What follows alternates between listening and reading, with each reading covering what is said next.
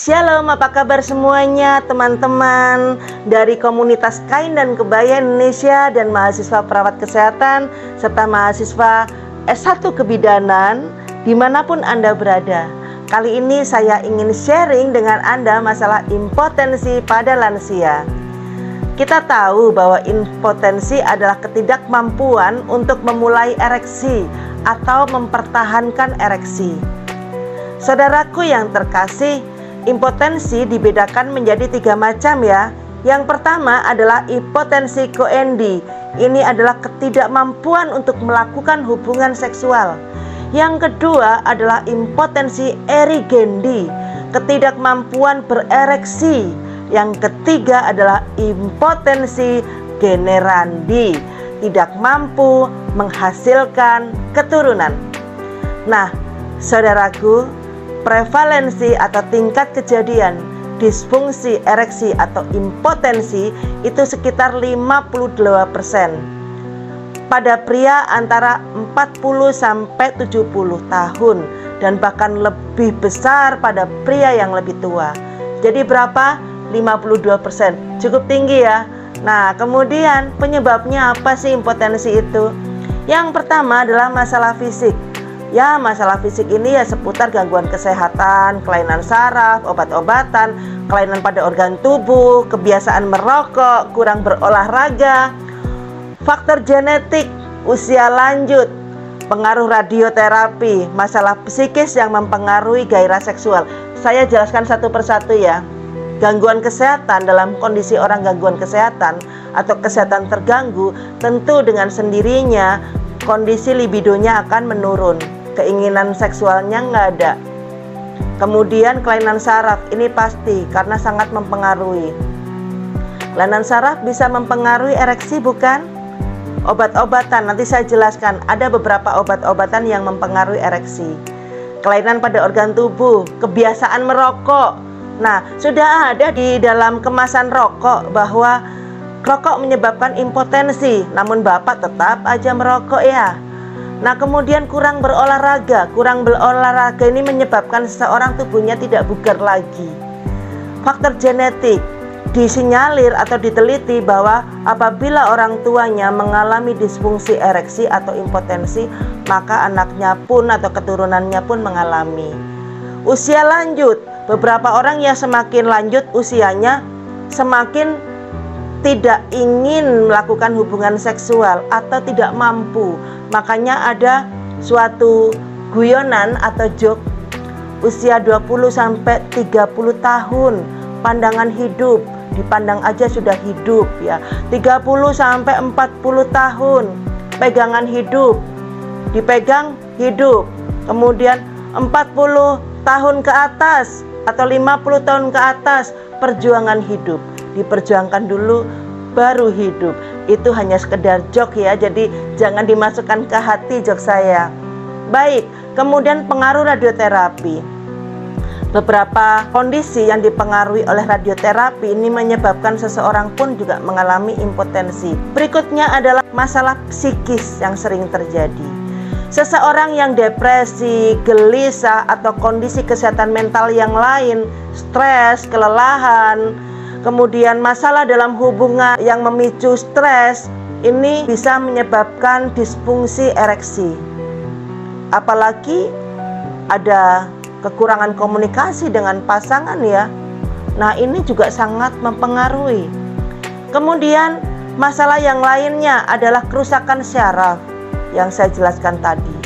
Kerusakan saraf yang menuju dan meninggalkan penis juga bisa menyebabkan impotensi. Kerusakan saraf ini bisa terjadi akibat apa saja. Yang pertama mungkin cedera, mungkin dia mengalami diabetes mellitus atau mengalami sklerosis multiple. Jadi adanya kekakuan pembuluh darah karena penempelan lemak-lemak ya yang ada di beberapa tempat, khususnya di area penis. Berikutnya adalah stroke, obat-obatan, ya alkohol, penyakit tulang belakang bagian bawah, pembedahan pada rektum atau prostat, ini bisa menyebabkan impotensi juga.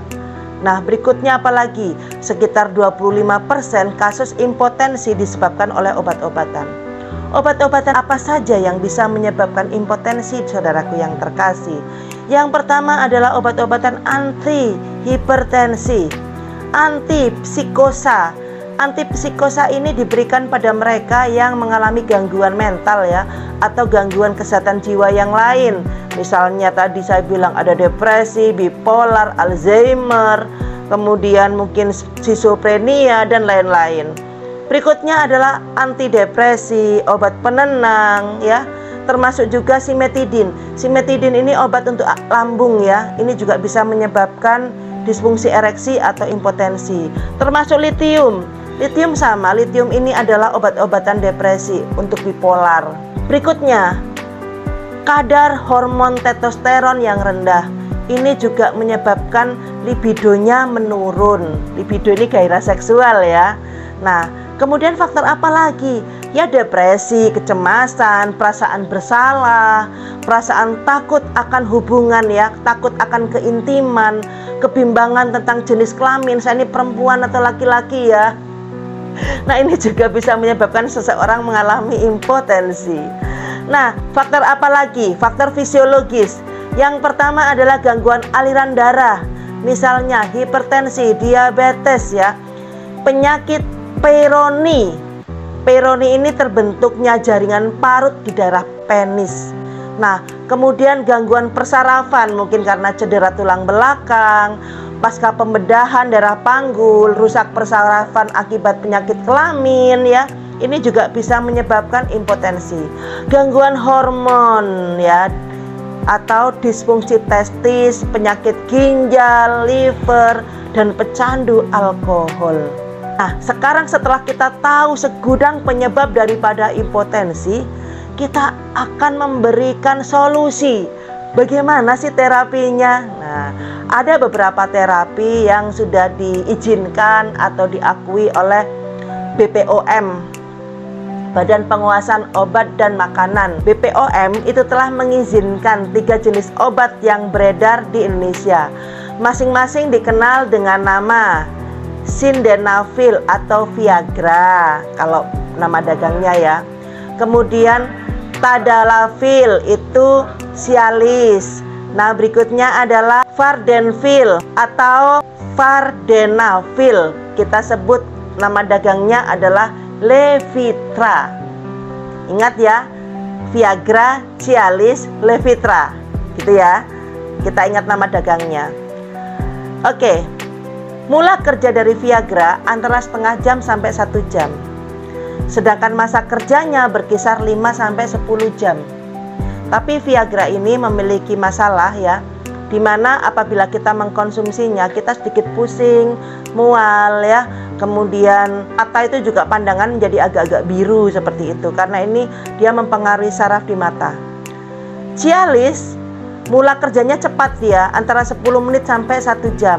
Dengan masa kerja 5-10 jam. Namun apabila kita mengkonsumsi makanan banyak, maka Cialis ini akan menurun kadar manfaatnya, sehingga atau kadar dosisnya ya di dalam tubuh juga menurun, manfaatnya juga menurun, sehingga yang terjadi tidak maksimal kerjanya. Yang terakhir ya, Tadalafil, masa kerjanya lebih jauh panjang, yaitu 36 jam. Mula kerjanya sekitar 1 jam. Yang kedua kita sebut sebagai terapi lini 2, di mana ada suntikan intravenosa ya, dan pemberian semacam gel namanya alpoprostadil, ini melalui lubang uretra. Nah, terapi ini cara kerjanya adalah menghambat adrenoreseptor dan prostaglandin. Prinsip kerjanya merelaksasi otot polos, pembuluh darah, dan kavernosa yang dapat menyebabkan ereksi. Ada lagi yang terakhir, terapi lini 3. Lini 3 ini pembedahan ya, memberikan implan pada penis. Nah, ini ada 2 jenis, semi-rigid dan inflatable. Jadi dua-duanya ini tentu ada manfaat dan ada keuntungannya, kerugiannya masing-masing. Tetapi terapi lini 3 ini diberikan buat mereka yang betul-betul sudah tidak bisa ereksi ya, atau betul-betul disfungsi ereksi total. Apa saja sih yang kita periksakan sebelum kita menterapi diri yang mengalami impotensi? Yang pertama adalah pemeriksaan darah lengkap ya. Tujuannya apa? Untuk mengetahui kondisi darah kita. Apakah kita anemia? Orang anemia kan lemah, letih, lesu, dan itu juga bisa menyebabkan seseorang menjadi disfungsi ereksi. Nah, berikutnya adalah tes fungsi hati dan ginjal. Nah, tes ini juga akan menunjukkan apakah ada masalah ginjal atau hati yang menyebabkan disfungsi ereksi. Pemeriksaan selanjutnya adalah tes lemak. Tes lemak ini untuk mengetahui kadar kolesterol ya, termasuk kolesterol, trigliserid, LDL, HDL, dan lain-lain. Jadi untuk mengetahui apakah ada sumbatan-sumbatan atau tempelan-tempelan lemak di pembuluh darah yang menyebabkan pembuluh darah di area penis ini menjadi mengeras atau kaku, sehingga pembuluh darah di area itu tidak lancar. Nah, berikutnya tes fungsi tiroid. Tiroid ini juga menyebabkan atau memiliki kontribusi terhadap gangguan disfungsi ereksi. Berikutnya adalah tes hormon. Tes hormon tadi ya, tes hormon untuk mengetahui kadar testosteron di dalam tubuh kita. Dan di sini kita bisa melihat bahwa dengan rendahnya testosteron maka rendah pula libidonya atau gairah seksualnya. Yang terakhir adalah tes urinalisis ya, untuk melihat fungsi ginjal, untuk melihat apakah ada diabetes ya, ada kandungan protein atau gula di dalam urin yang banyak ya. Nah, ini juga terkait dengan penyakit-penyakit tersebut.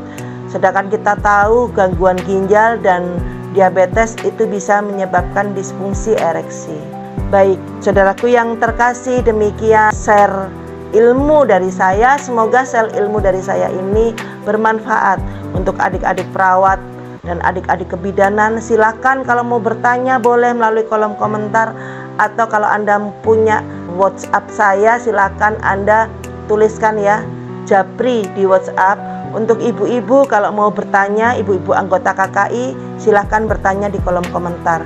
Jangan lupa saudaraku yang terkasih, Anda harus like, komen, share, dan subscribe. Jangan lupa di YouTube Erna Bayu.